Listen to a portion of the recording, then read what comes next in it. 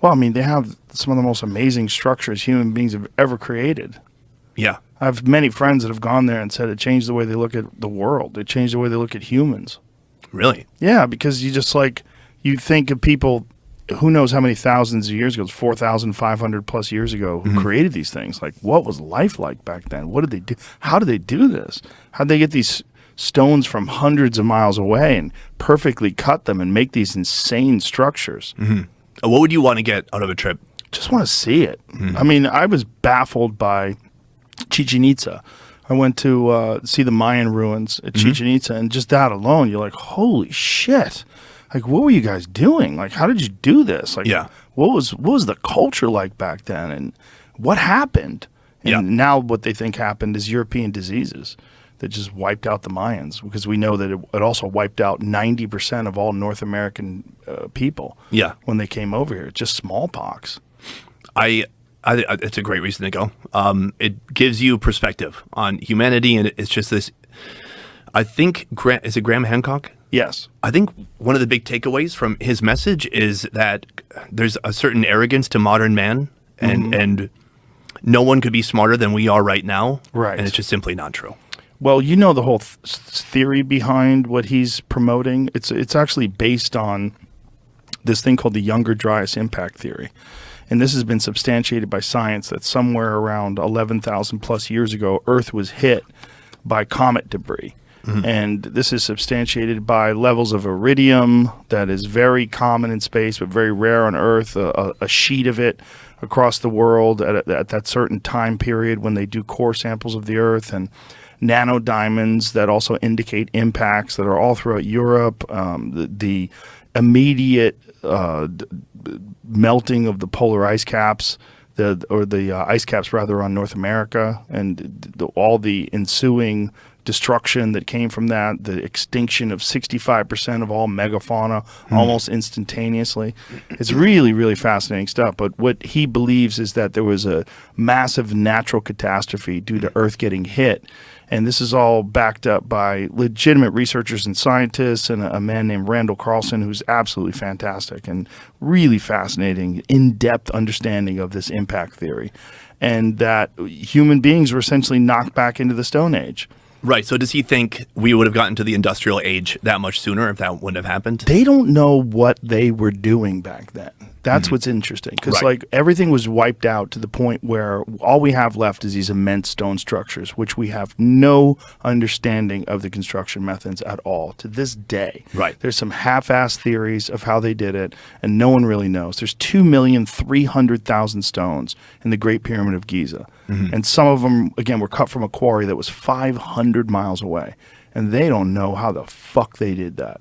It'll be interesting if you get the right guide, and I can recommend a guy. There's one guy I really liked. Yeah? Later on. But everyone's going to have an answer for you. And it's interesting. They don't know, though. The thing is, like, I've heard all the answers. Oh, sure. I've heard everything. I've been reading about this for years and years and years. They really don't know.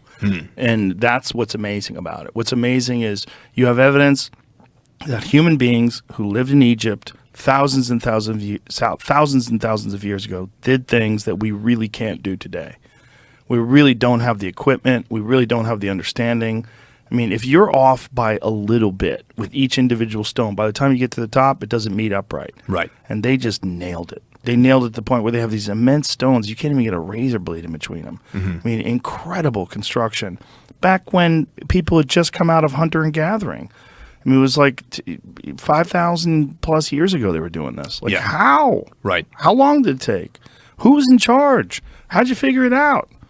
They don't know. They really don't know. And then due to the burning of the Library of Alexandria, there's like so much missing information in history. Yeah, that's what...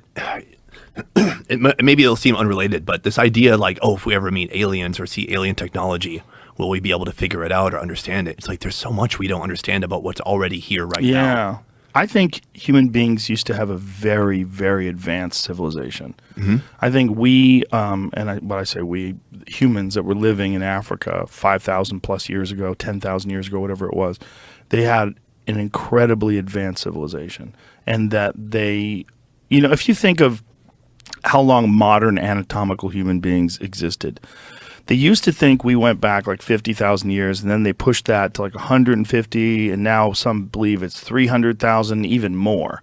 That's people that look essentially like you and I. If you gave those people time, if you look at like go back from the Romans, go back 2,000 years ago to today, what an insane amount of progress has taken place in 2,000 years. In 2,000 years, they've gone from slaughtering people with swords and bows and arrows and catapults to making incredible videos like you made with a fucking iPhone. A little tiny thing that slides into your pocket easily. You could travel around the world in metal tubes that fly through the air. You can send video from your phone all the way to United States within seconds. I mean, it's amazing just in 2,000 years. Right. So if these anatomical human beings existed 200,000 years ago, and they had enough time and enough agriculture and enough food and resources to develop incredibly complex, really advanced technology that's dissimilar from the advanced technology that we have today. We like to think of advanced technology as only involving internal combustion engines and silicon chips, but what if they developed something on a totally different path, just developed it to this level that we can't possibly comprehend? What if they had 10, 20,000 years to do that? That's likely what we're looking at when we look at the structures in Egypt. We're likely looking at what at one point in time, look, we know all human beings came from Africa. That's the birthplace of humanity itself. And then the most complex structures that have ever been created also are in Africa. So if you would imagine that those people had been given enough time, whether it's 20,000, 30,000 years, to evolve these technologies, and then boom, hit by giant rocks from the sky and millions of people are killed. The people that are left live a barbaric existence for thousands of years and then relearn civilization and it starts from scratch. That's what Graham Hancock is talking about. Yeah.